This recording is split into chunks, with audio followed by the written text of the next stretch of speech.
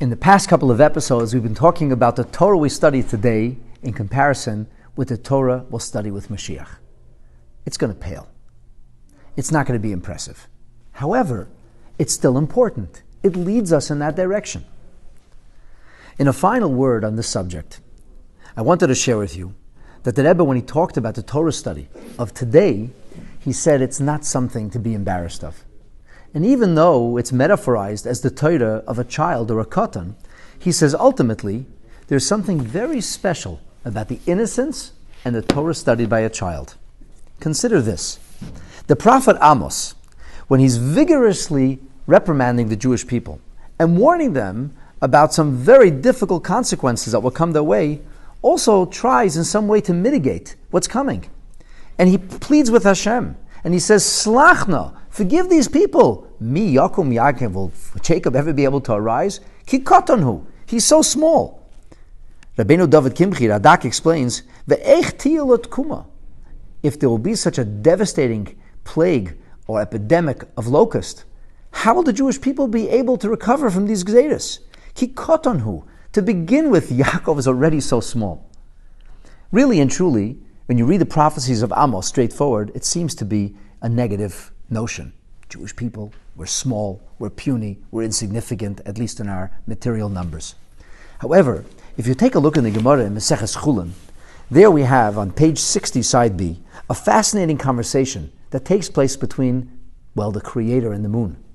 And the moon says, we can't have two kings sharing the same throne. We can't have a sun and a moon that are equally large, equally luminous, equally impressive. God responds to the moon and says, you have a point. Well, then go and minimize yourself. But the moon says, Rabbeinu Shalom, just because I said the right thing or the truth, I'm the one who has to lose. And God seeks to comfort the moon in various ways. The moon refuses to be comforted until HaKadosh Baruch Hu says to him, Zil likroi tzadiki b'shmech. Then let tzadikim have your name. You're called Moir HaKatan, the small luminary. Yaakov Avinu is also called small, ki katanhu. In other words, if you read the Gemara, it seems very clear that the notion of the smallness of the moon reflecting the smallness of the Jewish people is not actually a chasar and a deficiency, but rather there's something beautiful about it.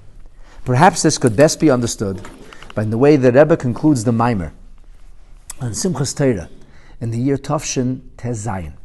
The Rebbe said that the Pasuk says, Kinar Yisrael ve'ehaveyu, that the Jewish people, Israel, is metaphorized as a child. And Hashem says, and I love him. And the Rebbe finishes the Maimer with these words,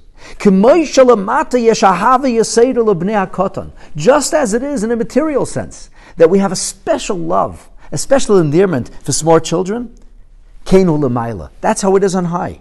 Dafke ka'asher Yisrael lehem b'mayim medumatzav. It's when the Jewish people are called nar and are seen as small or childlike that this innocence makes them beloved before Hashem.